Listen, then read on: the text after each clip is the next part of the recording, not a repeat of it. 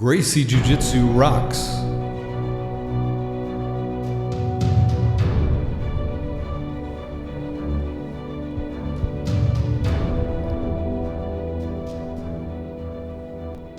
Welcome to the Gracie Jiu Jitsu Rocks podcast, a podcast dedicated to Gracie Jiu Jitsu and all things Gracie, including self-defense, competition, anti-bullying, women's self-defense and empowerment, nutrition, and most especially, the people involved in Gracie Jiu Jitsu. This podcast is for the average Joe. It's for anyone who practices, trains, teaches, or just loves to talk about or hear about Gracie Jiu Jitsu. We'll explore the lives of Gracie Jiu Jitsu practitioners, how they got involved in the art, and what effect it's had on their lives. So buckle up and enjoy the ride.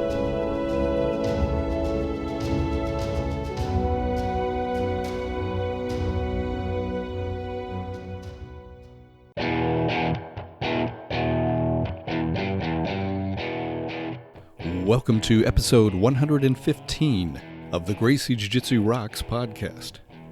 As always, I'm your host, Marty Josie, and thanks for listening. Today my guest will be Professor Eli Knight, and we'll get to that in just a moment. But before we do, let's start with our martial arts quote. And this one's from Bruce Lee. To me, the extraordinary aspect of martial arts lies in its simplicity. The easy way is also the right way. And martial arts is nothing at all special. The closer to the true way of martial arts, the less wastage of expression there is. Again, that's from Bruce Lee, and I think that's a really great martial arts quote in general, but can certainly be applied to jiu-jitsu for sure. All right, I'm fortunate today to have on the show Professor Eli Knight of Knight Jiu-Jitsu. And Eli is a second-degree Royce Gracie Black Belt and instructor. And he's the senior supervising instructor of Three Rivers Martial Arts Academy. He's known the world over for his incredible teaching ability through his various seminars as well as his very, very popular YouTube channel, Knight Jiu-Jitsu. So I know you're going to enjoy this interview. After the interview, make sure you stay tuned for the Make a Difference, Make an Impact segment. And now, without further ado, let's talk to Eli.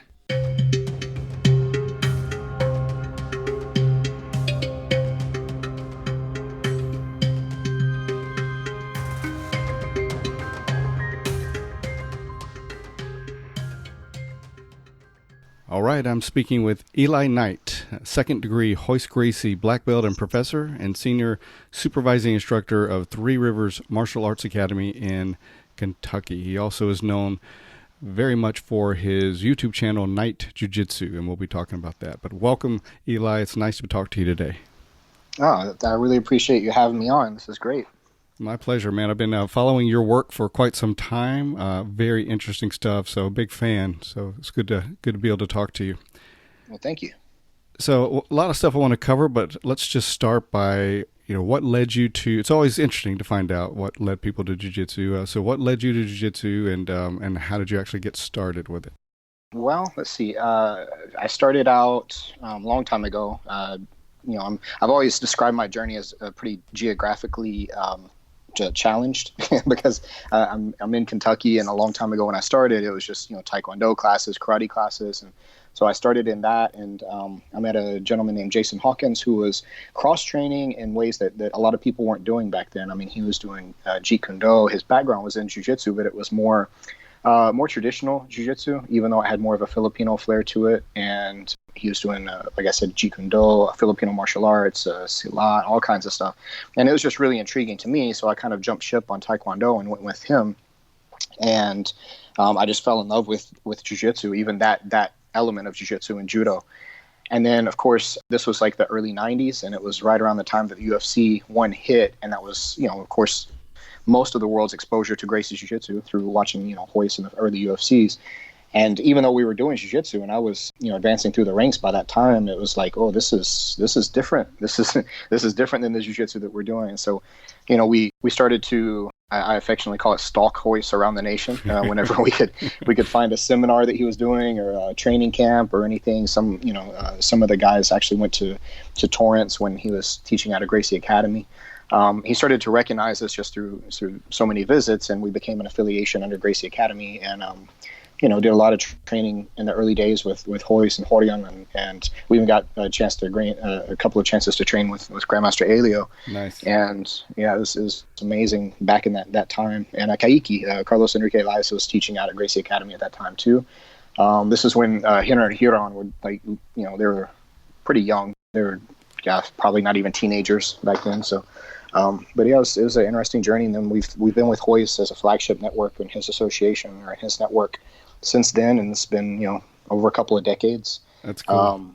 It's always cool to talk to people that were around when the UFCs started. A lot of people, of course, got interested from seeing the UFCs, but for someone who was already kind of practicing and just in it from that long, and then to be able to be at the hotbed, the Gracie Academy with so many great people at one time before several people went their own ways, but that had to be really exciting. It is. It's exciting to think back on. It makes for some really good memories, and just really interesting things to think back on. Like, wow, I just remembering like training in those environments and just how different things are now. How similar things are too, but how different and fragmented some things are now too. But it is interesting to think back on, and it's just really cool to see the evolution. And something I think that gets overlooked a lot of the time is that that people who were training, regardless of what they were training in back then, when the UFC happened, it's kind of like they had to make a decision. Everybody in the martial arts world had to make a decision.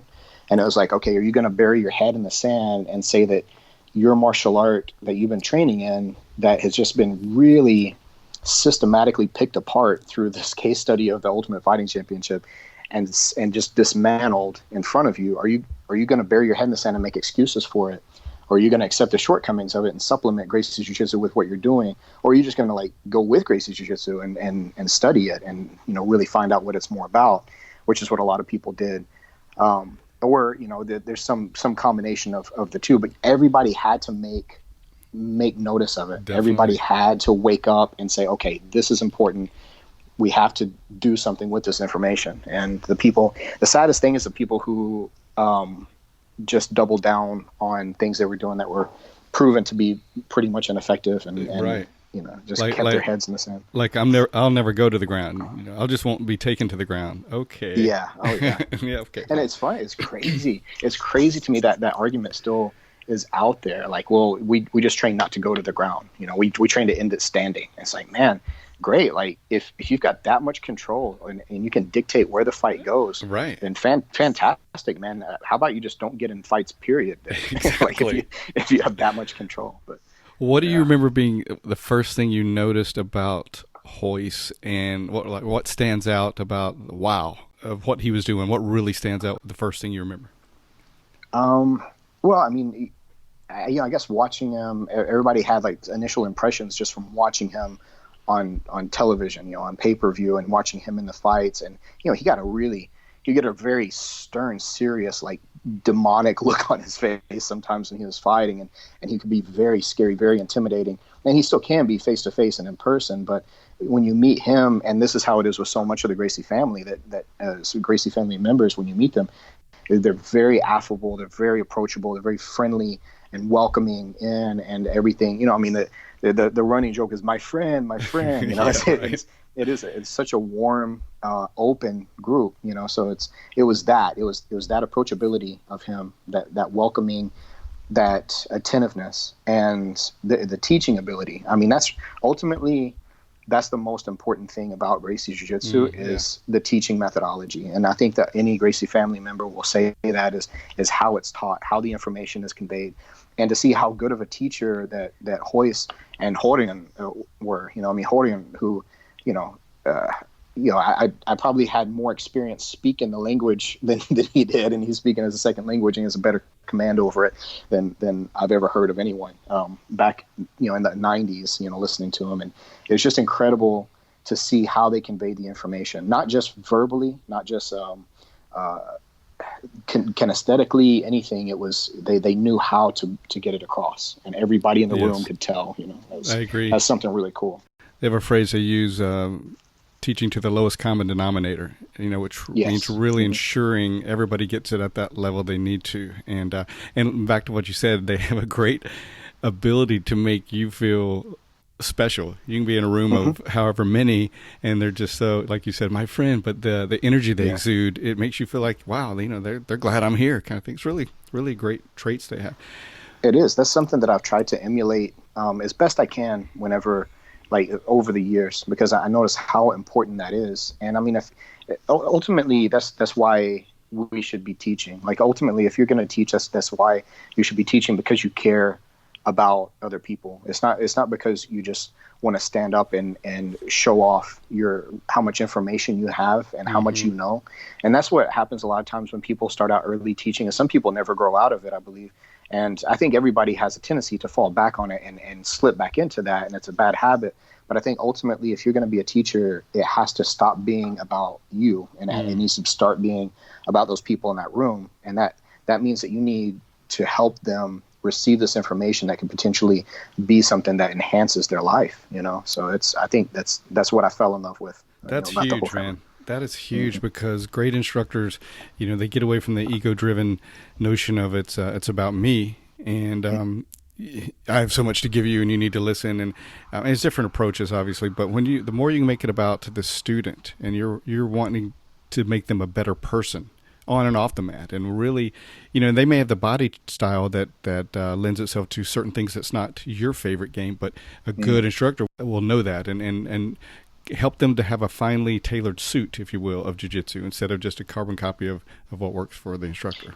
Exactly. That's and I think you really hit on it right there, man, because it's so much of the time you have some people that are phenomenal competitors, some people who are phenomenal fighters, but they only know how to do what they do. And a lot of it is just like kind of an inherent knowledge. They don't have they can't convey that information. I use the analogy of like, you don't ask the gorilla the best way to eat a banana. It's like he may be the best at it, but he's not going to be able to convey that information. So you can study people, and you can get a lot out of studying people, but a lot of times if they don't have the ability to convey that information. And then on the flip side, you can have, I'm not the best competitor in the world. I don't have the most illustrious competition career or anything. I've won some and lost some, but it's like anything that I can do, I can explain to you how to do it, and that might not be a lot, but I can explain to you how to do it in a pretty analytical way that I'm going to listen and watch you and try to help you through it. And so I feel like that's my role as a teacher, what it needs to be. So I try my best always to do that. That's great. Love that, man. So let's go back to your journey. So that's how you got started. So tell us how you kind of went from there and where it took you through the years. Well, it's because we were, like I said, geographically challenged, and we didn't have. It wasn't as if we were any of us, and we had this core group that has stuck together for a long time. I'm still with the gentleman I mentioned, Jason Hawkins, who I met back in the day that turned me on to jiu-jitsu. Like we still teach out of the same place every day together, and this has been like 2.5 decades we've been together or so. But we would go to seminars, we would travel however we could, with, keeping life and everything else going on. So we had a pretty slow road as far as advancing through the ranks. If you really kind of look at the time that it took us to go from white to black belt in Gracie Jiu-Jitsu, it was about 15 to 16 years. And that's a little longer than average. Like typically now you'll hear 10 years, I think, being fairly average. Some people, go much faster, some people a little longer. But as far as like rank and everything progression, that was kind of the journey, but it was interesting because I was a teenager whenever I started in it. So I went from, high school days and getting a part-time job and, trying to fit in training with all that and training as much all the time that I could. And then, life happens and, you get married and you have kids and you go to college, maybe not necessarily in that order, but it's always been something that I've tried to keep consistent as a part of my life. And I'm still pretty proud that there hasn't been more than I think 3 weeks in a row. And that was around the time that my daughter was born that I've gone without training. So there's never really been any time off that I've had to take. But as far as the other elements of the journey and everything, it's, that I've oscillated between, sportive and self-defense and more MMA style training. And I love all of it. I love all the totality of what Gracie Jiu-Jitsu offers to all the different modalities that you can kind of travel through, because it has something that appeals to all of them. And Royce is very big on promoting, just like most of the Gracie family, is I'm promoting the foundational self-defense above everything else. And I firmly agree with that. But, there's other elements of the sport that, he may be opposed to, or other people may be opposed to, that I'm absolutely fascinated with. I don't see the harm in it, as long as you can compartmentalize and you can contextualize, and you don't have some kind of fallacious argument of like, well, if you do this, then you're not going to be able to do this, or if you concentrate too much on this, then you're going to lose sight of this. I think if you have a good head on your shoulders, you can practice the totality of it. I agree completely.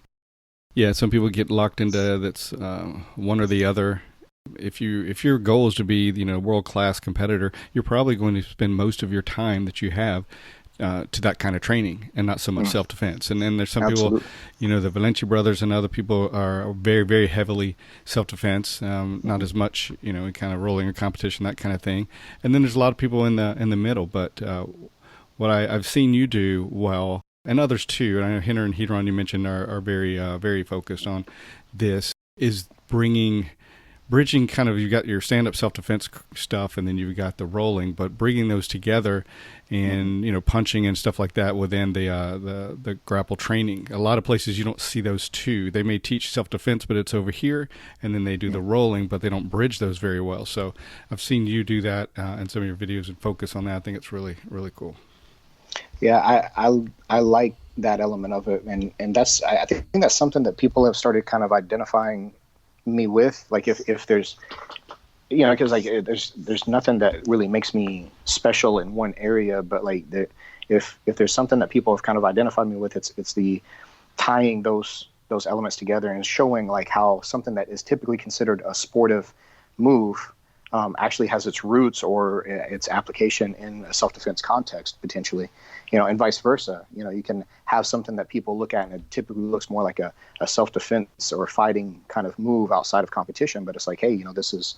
I recently did Bernardo Faria did a video with me on his channel with me and Jerrod Jessup, and that was kind of the discussion we were having, and I showed him kind of the systematic approach that I've been using. And this is not something I don't ever want to make it sound like I make anything up. I don't invent anything. It's just like stuff is taught to me, and I put it together how it works for me and how I see the ties fit together. So just showing kind of the systematic approach that I've been using for side control escapes, and how with just like slight little modifications or slight little shifts in perspective, you're accounting more for striking situations, and not just for the guys passing your guard, and not just for, he's trying to establish this and get points on you or whatever.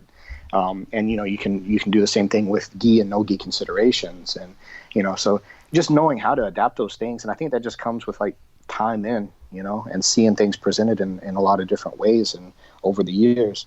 And I think that's the beautiful part of it, because, it's like you're saying, if I want to be the next, like world champion, then I'm going to really have to heavily focus on very specific elements of the game, and really, focus, especially if it's in the gi, very, very sport competitive like movements and everything.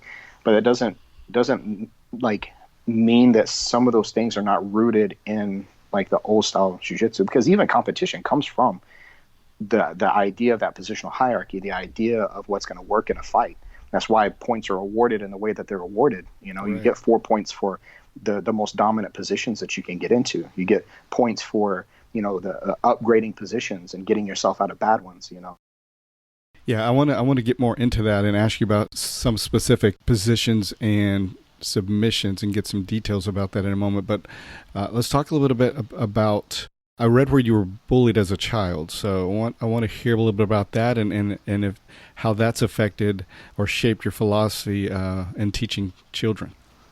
Yeah, I did a couple things. I did a couple of interviews like with different. One was with Jiu Jitsu Times a while back, and then one was with another podcast. It was David Wells, and that was the topic because I've done a lot of work with kids over the years, and especially on the bullying subject, anti-bullying stuff, and doing different things with them over the years. It's changed how I view a lot of things initially, and my approach to dealing with kids in those kind of like situations. I don't feel like I had it like that was the thing that comes up initially, is like when you're talking in those contexts is like, well, were you bullied as a child, and like what was the nature of it, and this and that. I don't feel like there were instances, but there was not something that was continually ongoing for a very long time. Everybody dealt with bullies to some extent, or with bullying to some extent. I didn't have it worse than anybody else. Just something people have to overcome. The worst things for me growing up, as far as that feeling of like helplessness and weakness and everything that bullying tends to do, was watching like some like domestic abuse issues with my mother, and someone that she was with like after my parents were divorced and things like that. And so that really shaped more than anything. I think what training jiu-jitsu, training martial arts in general, like did for me is empowering me and giving me confidence again, and making me feel worth something, and having some kind of self-worth and self-value. And so that's the story that to me is more powerful than any like actual kids bullying me during school, because that was where I felt the most insignificant, the most helpless. Was when you see your mother being physically harmed by another person, and you're not equipped and physically or any other way to do anything about it, and that was a difficult part for me. Did that, so I experienced the same thing. So, and if you don't have a good outlet for the anger that wells up, because it's so frustrating, that if you can't stop it or do anything about it, what did you do with that? It wasn't constructive at first. Like it was, I had, some troubled parts of my adolescence. I think I was always a pretty good kid, but I got in some trouble, like whenever I was younger. I went out and did destructive things, and went stupid places with stupid people, and did some stupid stuff, and I didn't do anything like super illegal. I never got into drugs or anything like that, but I was very self-destructive, and I didn't know how to turn with that. And so I always just kind of just trying to fill that void. And then a couple years later, after becoming getting a little older, and then my sister passed away, and I was just kind of left in this funk at a point in my life. And this was right before I started any martial arts at all. And a buddy of mine talked me into going to some of his taekwondo classes with him and stuff like that. And then it gave me an outlet. It wasn't a perfect outlet. I enjoyed it, but more than anything, it was just a distraction. So whenever I found jiu-jitsu, I actually had something that a little more therapeutically helped me to make sense of some of the chaos that I experienced in my life. Right. Like you have this like chaotic, like nothing really means anything, is this like very nihilistic feeling about everything. It's like, man, I've lost the most important person in my life, and I've had to see, my mom go through this, and I'm helpless. What am I supposed to do? Who am I ever supposed to be or amount to? And then, to me, jiu-jitsu is like, because of the nature of it, because of like, if you get metaphorical about it, and how you solve problems in jiu-jitsu, and how you experience reactions, and how you deal with your karma of making bad decisions instantly in the moment, and you see, ultimately it's the ultimate karma experience. You see how you treat people and the result that it has, and you see like how you demand people treat you, and the result that has. And so that kind of gave me this therapeutic outlet that I never probably would have otherwise known existed. I didn't have that from any other source in my life. So, I mean, that was truly life-saving to me. And that's the biggest thing, getting back to what you originally said, something about bullying that I try to impress upon the kids. It's not like, some kids need to be coddled. Some kids need to be like woken up, and some kids need to be handled sternly. And it depends on the personality. And that's why it's a difficult thing. It's a delicate thing, because you don't want to break a kid, you don't want to break them psychologically or emotionally, and you also don't want to over coddle them in today's environment, so giving them the awareness that look, you need to demand people treat you a certain way. And the best way to do that is first figure out that you need to treat people a certain way, and on the flip side of that, demand that they do not treat you a certain way, and that you refrain from treating other people a certain way, That's at the base level, the most basic element to bullying and anti-bullying. That's it right there, in my opinion. You said something big with the there's different types of kids who need different approaches, right? One size doesn't fit all. I mean, for some kids and adults, if you say you can't do something, you can't do that, and it challenges them, and they're like, oh, well, yes, I can. I'll show you, and it motivates them. Yeah. Others, you say that and just crushes them. They believe you, like, I can't do that, and they need some, a much more of a comforting type, motivating strategy, right? Yeah. And of course, you don't know what everybody needs instantly when you start teaching kids, but just being aware of that going into it and being able to start kind of recognize the individual differences. But I also think it's such a big thing with the confidence you gain, not only just the outlet you get, but the confidence you gain through jiu-jitsu. Very different than some of the stuff you're seeing today, widespread, where everybody's supposed to get a trophy and all that. I'm not going to get too much into that, but self-esteem for the sake of self-esteem only is one thing, but self-esteem you get and the confidence you get from doing something like jiu-jitsu and building that within yourself is, man, it's priceless. Yeah, it is. And it's funny you bring that up too, because that's the biggest challenge of teaching, period, is this stuff is not meant to be taught to groups. Like I firmly believe over the years of after all the teaching, it is taught to groups, and it's the most predominant way that we do it. I mean, hell, I go do seminars, and I teach classes, groups of people, and everything more than I teach private lessons. But I do teach a lot of private lessons. But it's meant to be conveyed more one-on-one, because you need to know about that person before you can have that exchange and that interaction and truly get it across to them the best as possible. Because otherwise, like we had mentioned before, about you have to teach the lowest common denominator of that class. And lowest common denominator doesn't mean what the least able person in the room is able to do. It just means the lowest common denominator. So some people are going to get lost on both ends, True.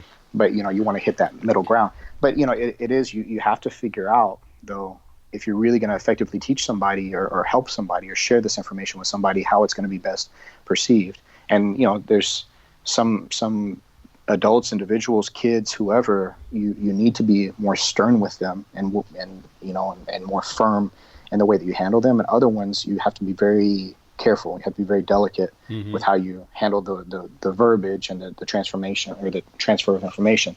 A good example I like to use is if I have a kid, and let's say my kid is 5 or 6 years old, and they're about to do something that they're about to touch an insect or something, or they're about to touch a bee. I might say, oh no, don't do that, and like move their hand away gingerly and be like, no, and then try to explain that's going to hurt, don't do that. But if that same kid is like 10 feet away from me and about to walk out into traffic, I'm not going to be like, oh, now, sweetie, don't do that. There's Exactly. No, you're going to be like, oh, hey, get back here. You're going to snap at that kid and you're going to yell because you want to shock them into understanding the urgency of the situation. So it's like that. When you see somebody do something that's going to get them into like serious trouble if they continue to do it like that, maybe you don't need to be the most gingerly approach to that. You need to impress upon them the urgency of that situation. So anyway, that might have derailed a little bit. No, I completely agree with that. There's times when you need to be directive. There's times when you can use open-ended questions and things like that and get people to kind of think for themselves. And there's times when you need to impart knowledge directly for the sake of time or the situation like you just described. It's got to be done. Yep.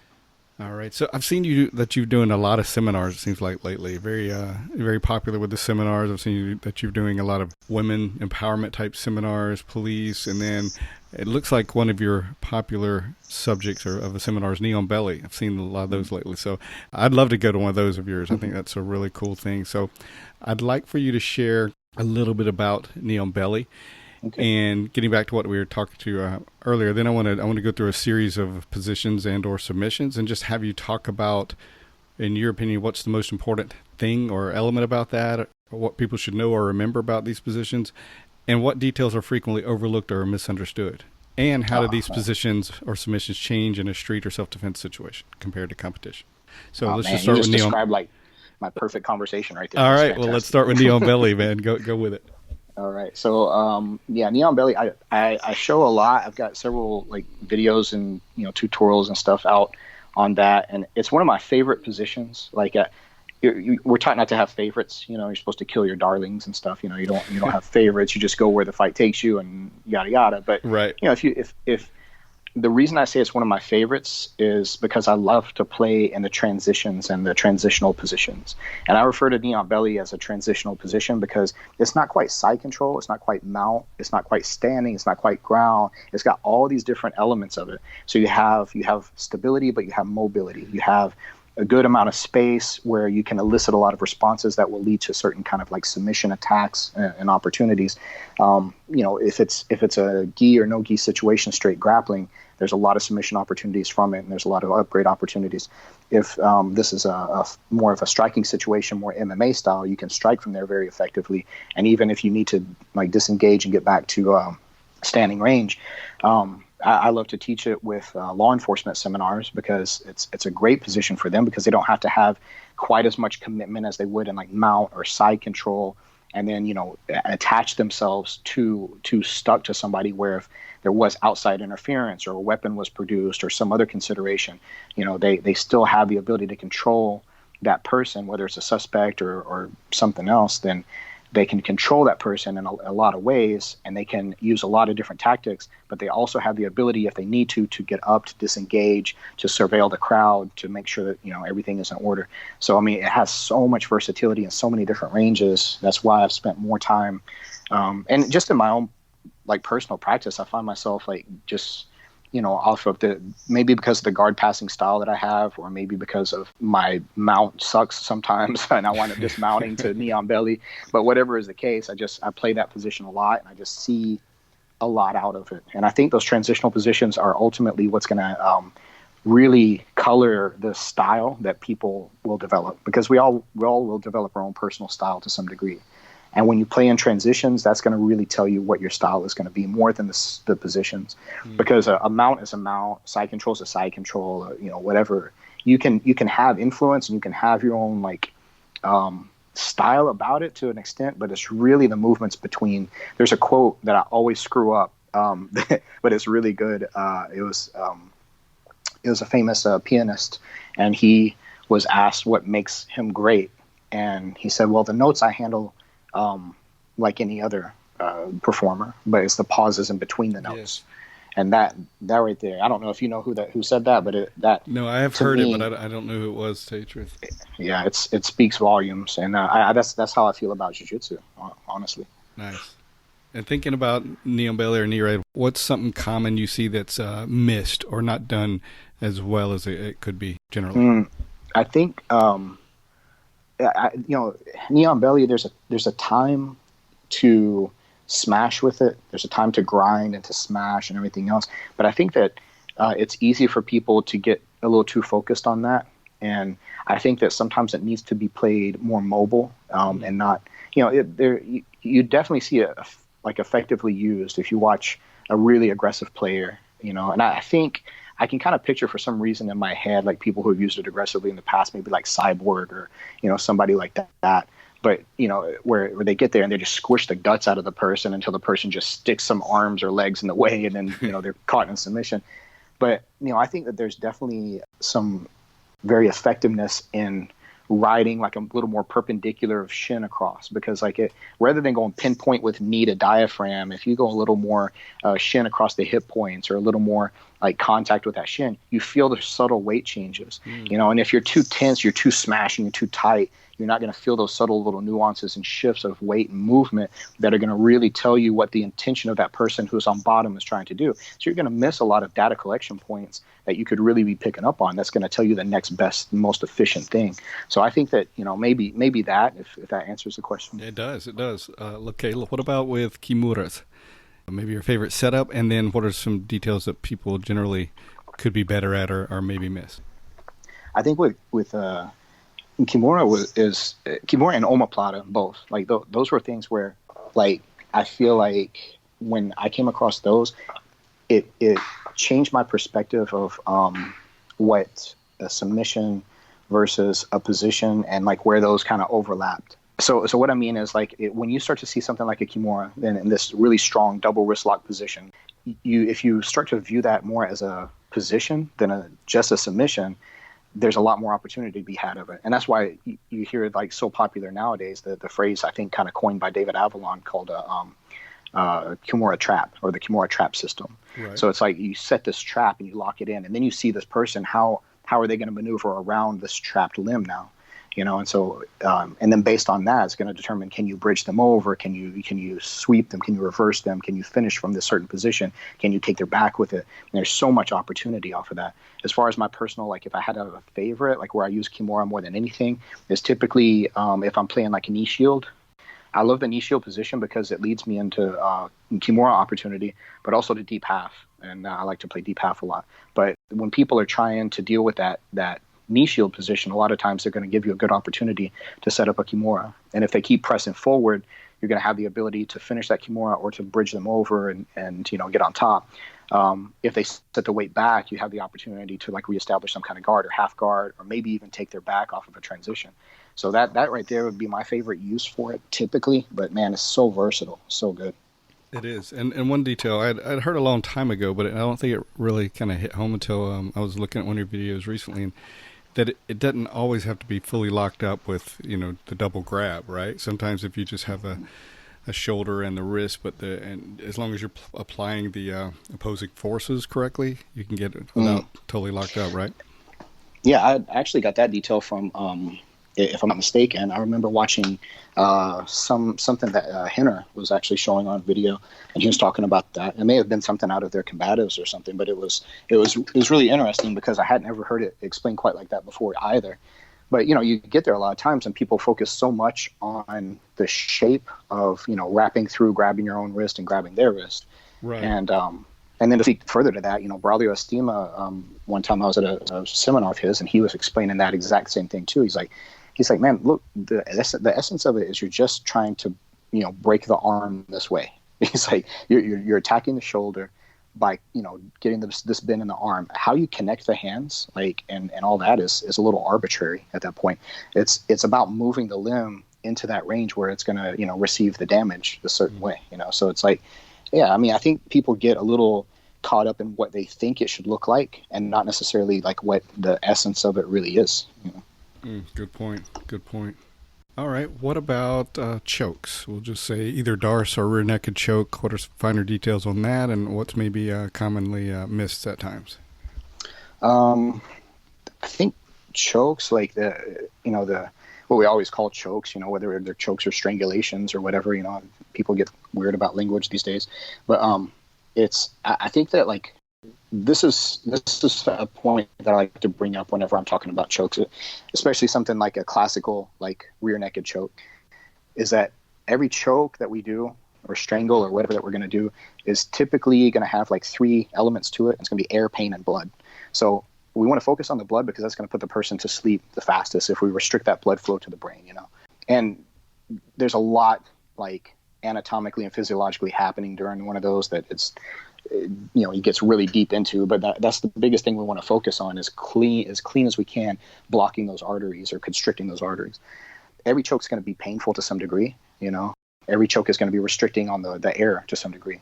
But it's like, if you concentrate too much on like the trachea for chokes, then the muscles of the neck can tend to armor that a little better, so people can hold out and resist a tracheal choke a little better sometimes, even if it's more painful. Pain is kind of a wash, I just always like to say that pain is a lot less reliable. If you're going to cause somebody pain, it needs to have intention behind it, and the intention shouldn't be just trying to make them give up from that pain.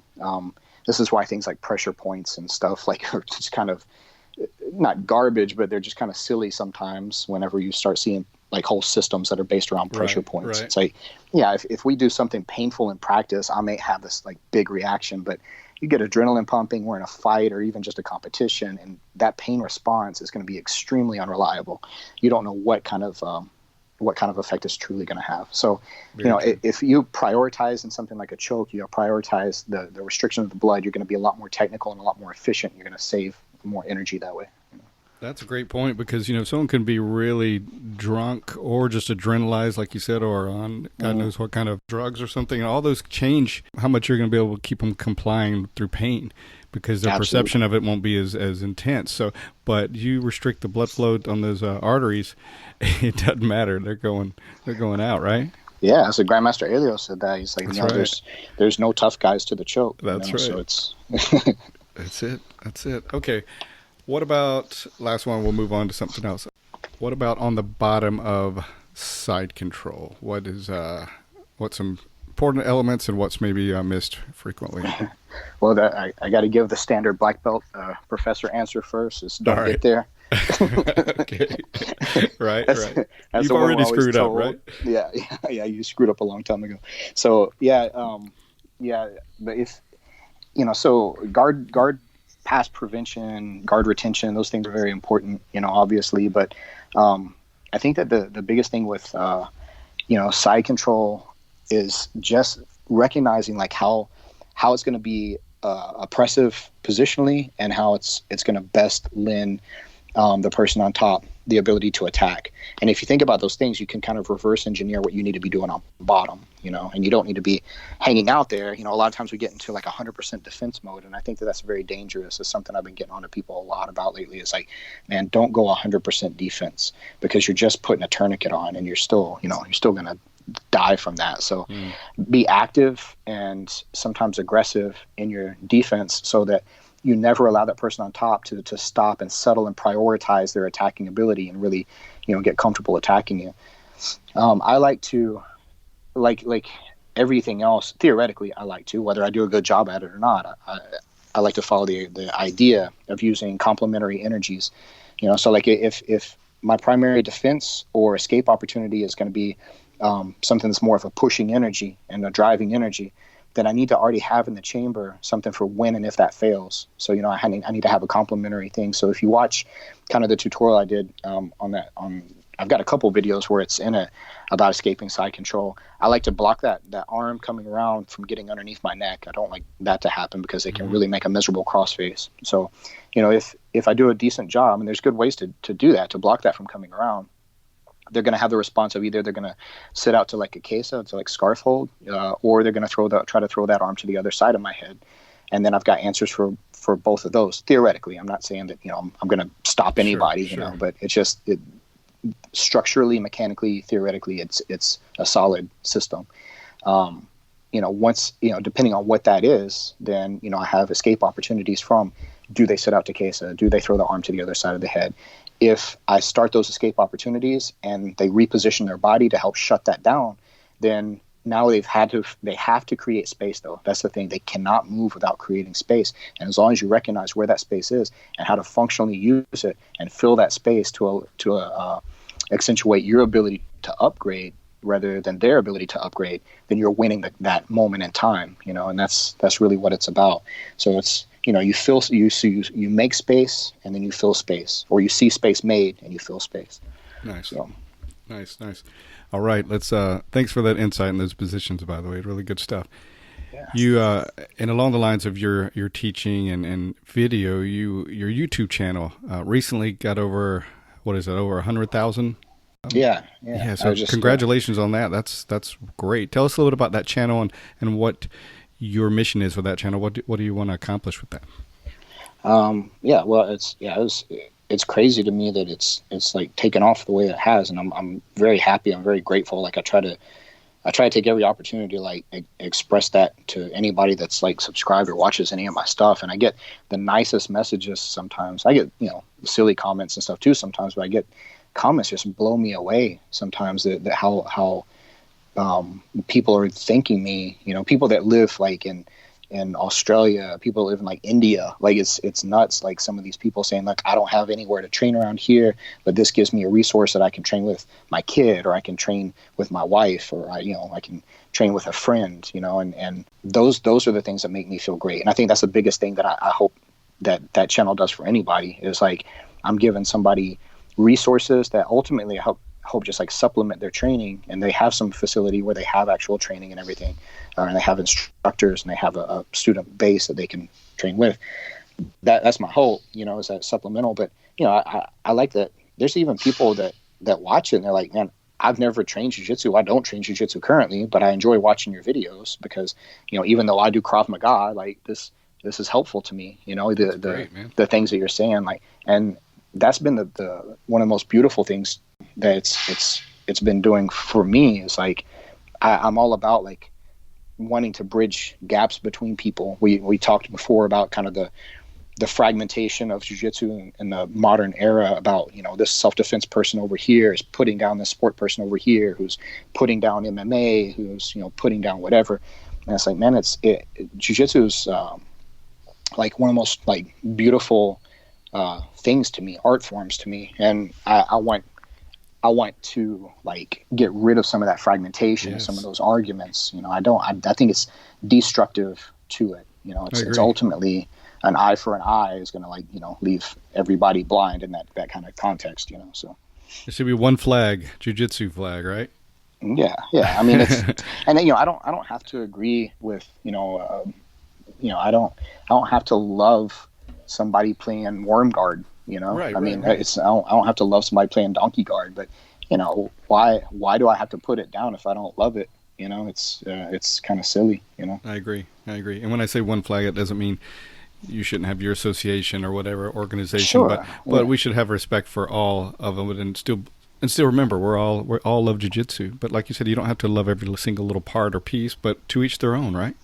Yeah, and that kind of makes me think too. I always like to make the distinction and make the statement that I use the moniker Knight Jiu-Jitsu, but in no way whatsoever am I trying to make that sound like the same way that Gracie Jiu-Jitsu sounds or anything like that. Like I'm not trying to sound like I've created something. I owe like the overwhelming majority of my knowledge to Gracie Jiu-Jitsu, like the Gracie family, above everything else. But at the same time, I have a deep respect and appreciation for the 10th Planet system. I have Absolutely. a deep appreciation for other elements of Brazilian Jiu-Jitsu and of more Americanized Jiu-Jitsu, like in the modern era that can't even hardly be called Brazilian Jiu-Jitsu any longer.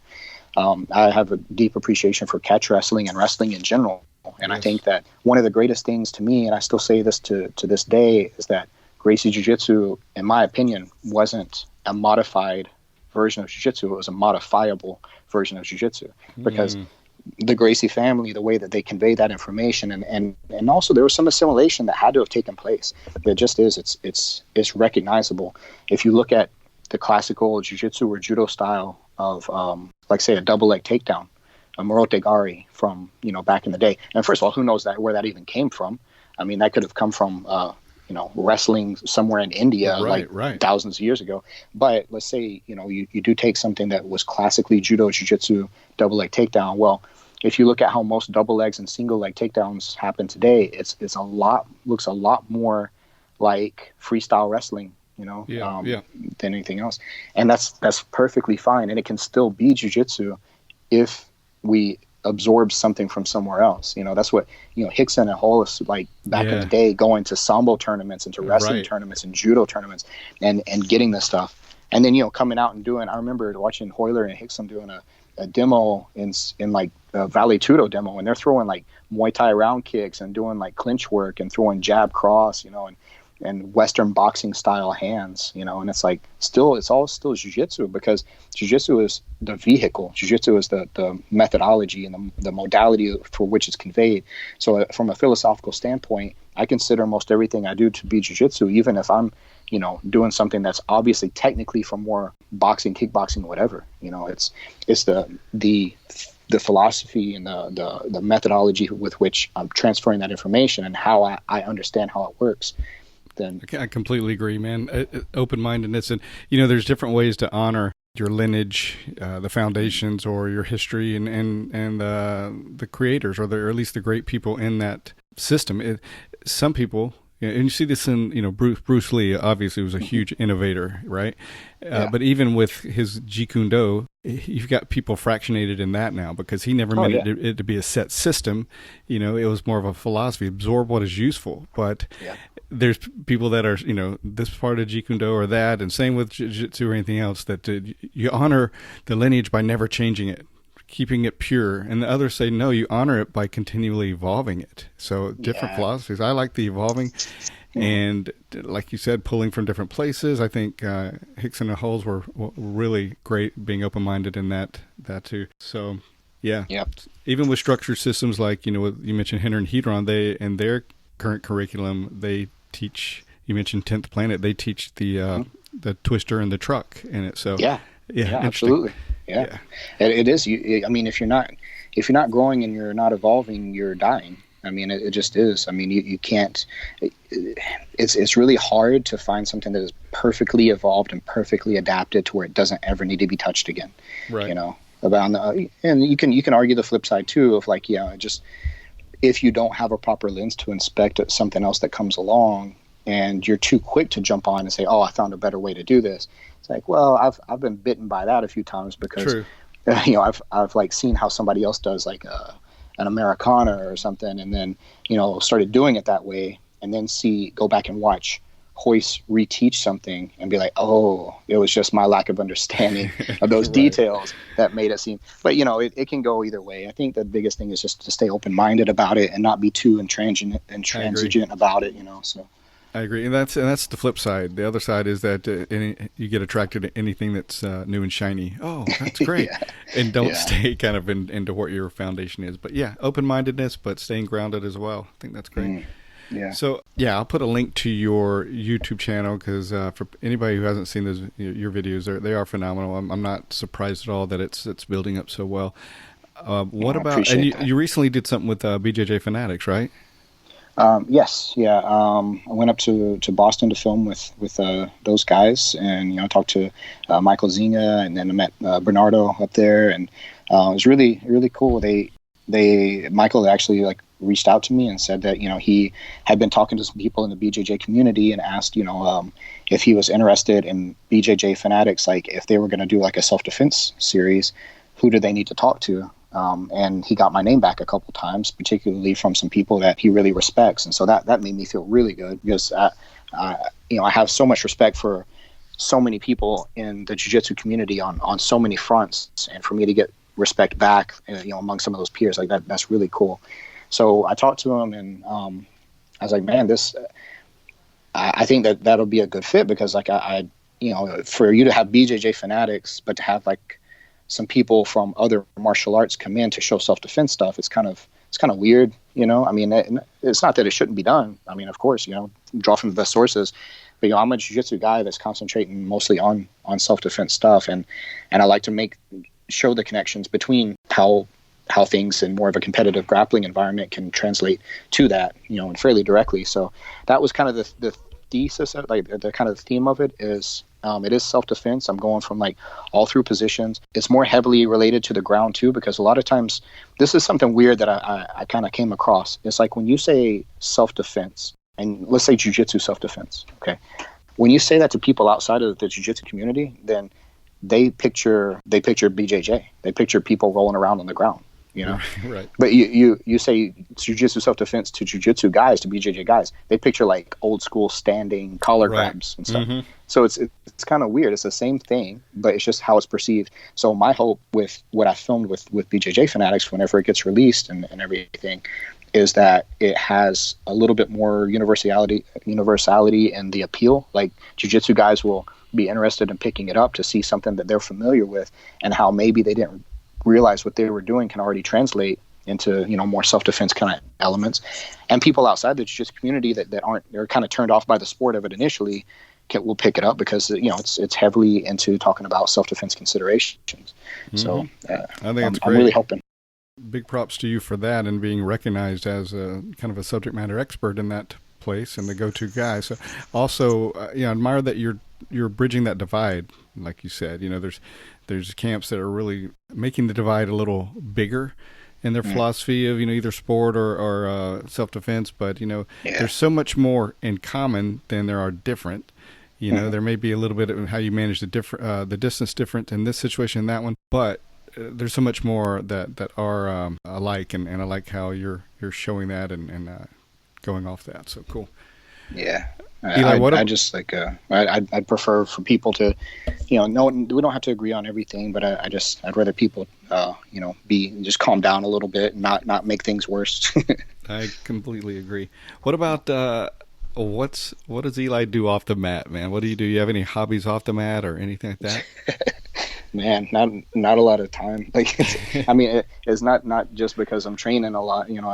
I train a decent amount. I teach quite a bit, but whenever you kind of operate in the social media sphere, then, it's still like jiu-jitsu related, so I mean, it's like, during the week I have quite a few private lessons I teach and quite a few group classes I teach, but then, I'm also, just trying to stay up on, because I do put a lot of videos out, and my intention behind the videos is not like I said before, I'm not just trying to show off. I'm trying to share information that I think people can find useful. So if I'm truly doing that, I feel like I have a bit of a, not obligation, but a bit of a responsibility to interact with the people who are viewing it. So I try not to let any comments or questions go unanswered as best I can. And like I said, I got, it's like 110,000, 111,000 now subscribers that I'm getting like a lot of comments like on these videos, especially ones that are getting like, tens of thousands of views, which I'm very grateful for. And I'm the reason, because I'm grateful, I want, if somebody comments on it and they have a question, or they, just have like a grateful comment or something, then I want to respond to that the best I can. I can't get to all of them, but I try my best. So that in itself is another job. Yeah, it sounds like it for sure. Yeah. I mean, as far as like hobbies or anything like that, I don't really have many hobbies. I just, I hang with my daughter as much as I can, hang with my girlfriend as much as I can, and I I'm trying to do better, and I try to do the best I can to like turn that stuff off. Every chance I get to have quality time and not be working. When I'm with them. So that's great. And they're very patient with me, and they're very loving and everything. And so I try to be the best I can for them. But that's about it, man. To be in the moment and fully present with who you're with, right? Absolutely. Do you want to say your daughter or girlfriend's name? Sure. Yeah. My daughter. I don't put a lot of stuff like out about either of them on social media, just because a couple of reasons. One is like I feel like people mostly just like they come to me because of the jiu-jitsu stuff, right. the fighty stuff, as we call it, between me and her, and them. So it's like that. I tend not to share a lot of personal stuff or whatever. But yeah, my daughter's name is Kendall, and she's 15, and she's I pretty much like structure my whole world around her. And my girlfriend Anya, she actually lives in North Carolina, and it's my first like really long distance relationship, and we've been together for not a terribly long time, and we've been making it work the best we can. So we're trying to collapse that space a little bit to make things closer in our worlds. But it's those people like keep me sane on some days, along with jiu-jitsu and in this crazy world. So right on. Well, to bring it to a close, Eli, I know you probably have a ton of people that have had a huge impact on your life, but if you had to pick one or two of the people that have had the biggest impact on your life, either on or off the mat, who would come to mind? Yeah, man, there's so many. Like, the short, most obvious answer would be, Royce had obviously a big impact in the Gracie family, because of how, the trajectory that it set me on and everything. But I think even prior to, and ultimately as impactful, more impactful, would be Jason Hawkins, the gentleman that I mentioned. He's actually the owner of the school that I teach out of, and he's the one that I've been with for decades, and first introduced me to jiu-jitsu and into martial arts, like the universe of martial arts information out there. And I still consider him one of the most like brilliant martial arts minds that I've ever met. He just has a natural aptitude and insight that's just unparalleled. And for that reason too, because I've been around him for so long, like he's very much a mentor to me, not just in martial arts or jiu-jitsu sphere, but beyond that. He's just intellectually, philosophically, everything. I have the utmost esteem for him. And then some of the other guys that I've come up with during that same time that we've all been together. One of my best friends, Jerrod Jessup, you see him in some of the videos with me. And, I continually learn so much. He's got such a unique approach to jiu-jitsu. He's actually in the videos with BJJ Fanatics when they come out with me too. Nice. And so he's also a second degree black belt under Royce Gracie. And we've shared our entire experience together. And so, yeah, those guys and, so many others, like too many to name here. And I've got great training partners, and, I'm very fortunate to know the people I know and to have access to the resources I have. And so, I'm grateful, and I want to share that with everybody. That's awesome. And you in turn are really bringing it full circle and making a great impact on many other lives at the school, but also with your seminars, and then also with your YouTube channel. So props to you, man, for spreading it. And how great is it to live in this age where you can get to so many different people through the medium of online videos and stuff. That's great, right? So it's phenomenal, man. I mean, it's never lost on me for a second the fact that I can have a conversation with a guy in Scotland, and he's watched like videos that I've put out, and he likes them, and he like is getting information, and I'm helping in some kind of little way, with a detail that he wouldn't have otherwise gotten, that's awesome. I mean, it's really cool, man. And I think it should be used with the dysfunction of social media and all the misuse of it. Like, if anybody that's using it positively, I think needs to do extra work, because it needs to be something that has more of a positive impact on people's life and livelihood and lifestyle than it does spread like awful stuff and cyberbullying and just negativity. Well said. I completely agree. Well, I know I'll share in the show notes your channel, and also I know you have a Patreon page where people can support you if they're digging your work and everything. So I'll have that up as well, because a lot of fresh content goes up there. Man, much respect to you. Thank you for your time. Really enjoyed the conversation. I know everybody's going to enjoy hearing this. Any closing comments you have? No, just gratitude, man. I'm grateful to be on here and to be talking to you, and I got a lot of respect for your show and the things that you're doing and the people you're talking to, and getting, like you were saying, getting that information out there. Like, you're doing awesome stuff, and it's an honor and privilege for me to be on here. So thank you for taking the time with me. Well, thank you, my brother. I really appreciate it, and a long, healthy, and happy life to you. You too, man. All right. Cheers. All right. Have you checked out the Breathing for BJJ program? If not, you got to check it out. Did you know your lung capacity diminishes every year that you're alive? As an older practitioner, this certainly is important.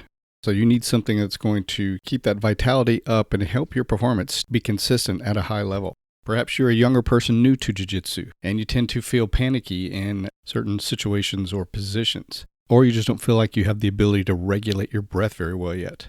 This program is certainly designed for you as well. And maybe you've been in Jiu-Jitsu for many years and you're a seasoned practitioner and you have a high-level game, but feel like maybe there's something missing. Maybe that joy isn't quite there like it used to be. Adding breathing at a high level and learning to breathe at a high functional level can really bring back the oomph and the joy in your Jiu-Jitsu and totally transform your Jiu-Jitsu experience. So whether you fit into one of these categories or something else, I urge you to check out how you can take your Jiu-Jitsu to a whole new level by the power of breathing. Check out breathingforbjj.com. All right, up next is the Make a Difference, Make an Impact segment.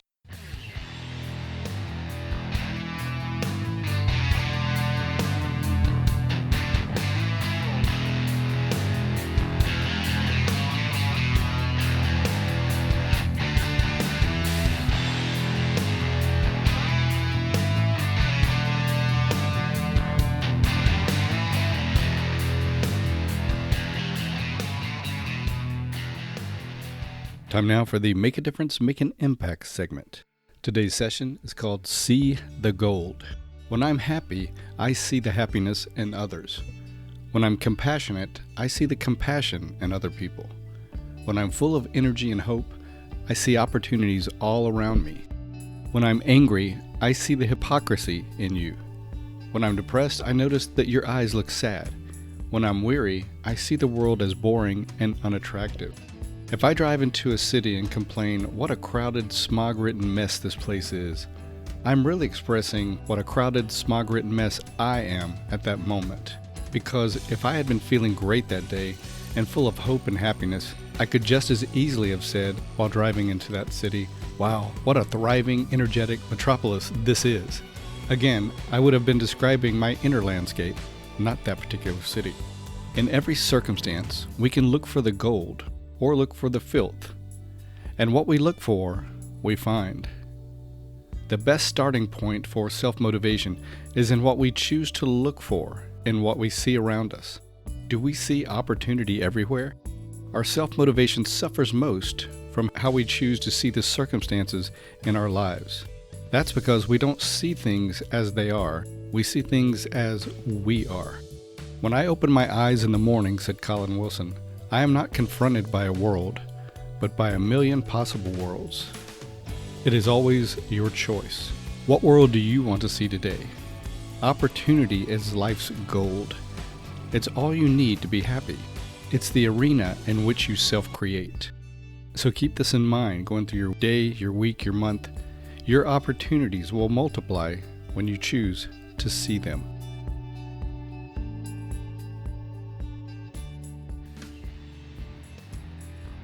And that's going to do it for this edition of the show. As always, I thank you for listening. Hope you're enjoying the show.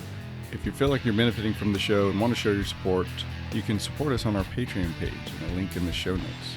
Please like and follow us on social media and help us spread the word by reposting our posts and telling others about the show. You can leave comments on the website at www.graciejujitsurocks.com. You can also go to iTunes and leave comments as well as rate the show, and we would appreciate a 5-star rating, which helps us with our standing in iTunes. You can also leave comments on our YouTube channel. If you have suggestions for the show, please don't hesitate to give those. We always like feedback and suggestions. Okay, that's going to do it. So until next time, this is Marty Josie, and I'll see you on the mat.